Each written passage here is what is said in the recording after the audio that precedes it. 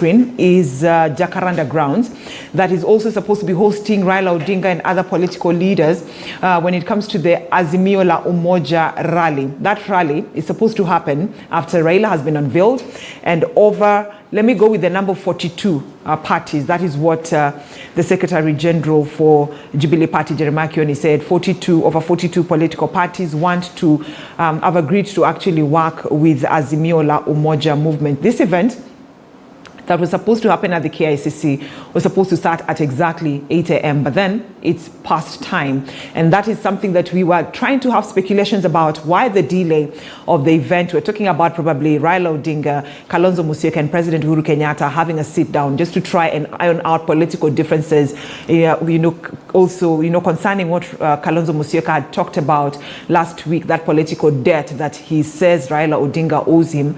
And that is something that somehow Jeremiah Kioni confirmed, saying that forming the next government is not an easy thing. So, deals are still being made behind the scenes. So once everything has been polished, then we will see, the man of the day, ODM party leader, Honorable Raila Odinga, making his way to the KICC. President Uhuru Kenyatta expected to attend, and also other OCA principals are also supposed to attend that meeting for today. And I needed to pick the mind of Echesa. You had actually given us your sentiments, yeah? So I was getting the sentiments of Dennis, and we were talking about, Raila being officially unveiled today and the formation of the next government, and why this is also important for Kalonzo Musyoka. Why do you think Kalonzo Musyoka would find it very easy to work with Azimio la Umoja movement and not, UDA? I think in politics, as people say, there are no permanent friends or enemies. It is a question of interest. And I believe that Kalonzo will want to have his interest taken care of through Azimio. Firstly, already from the region where he could be having a voting bloc, that is the Ukambani region, many of the leaders are already in Azimio.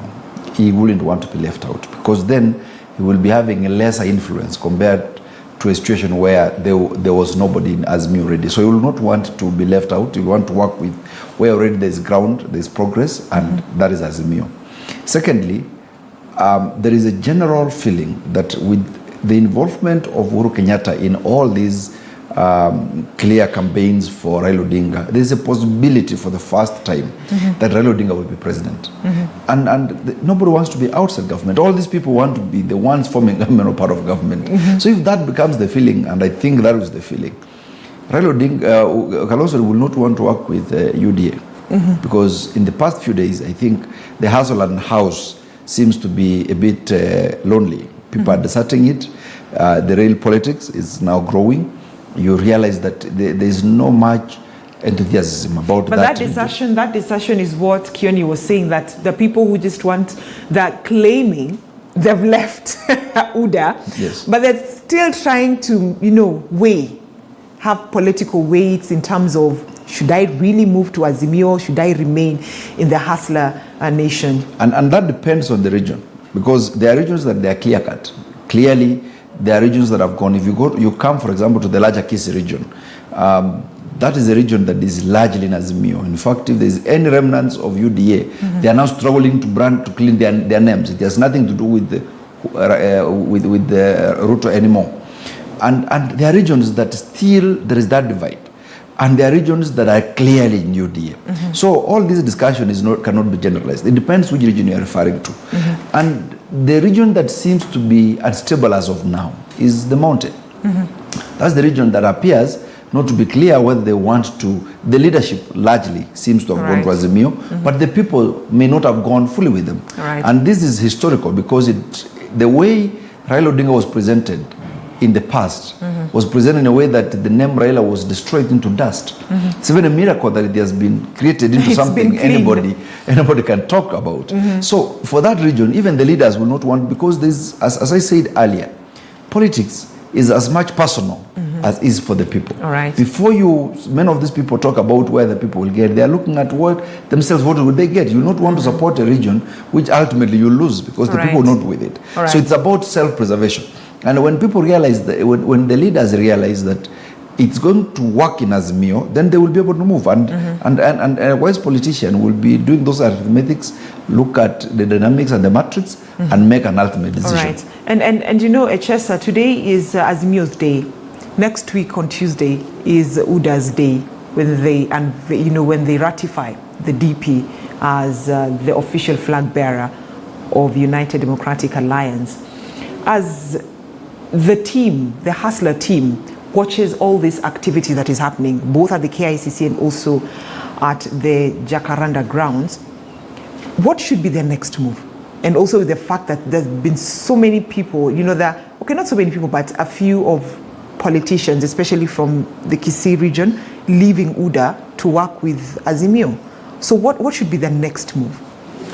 I think first we must acknowledge that UDA is slightly 14 days behind Azimio in political activities.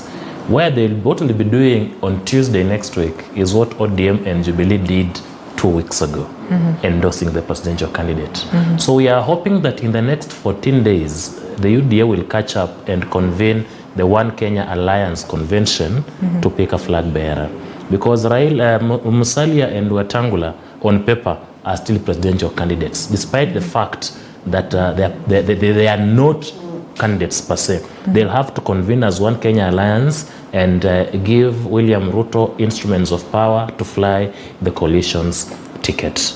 Now, what One Kenya Alliance needs to work on, and particularly William Ruto, is to win more counties on their side.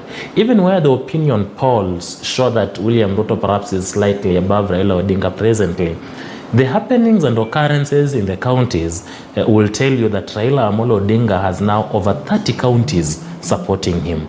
And remember, constitutionally, one must have 24 counties for that person to be declared president-elect, even if they won the popular vote. Take the northern frontier counties, the northern Kenya counties of Wajir, of Marsabit. In Isiolo, all aspirants are on Azimio la Umoja on different parties. UDA does not seem to have candidates or attract candidates for any positions. So when you are losing the 5 counties of northern Kenya, you are losing the counties in coast. Kwale is still 50-50. It may go either way. But the rest of the counties, Taveta, Kilifi, Mombasa, are gone. Right. Yeah. So, and my last question.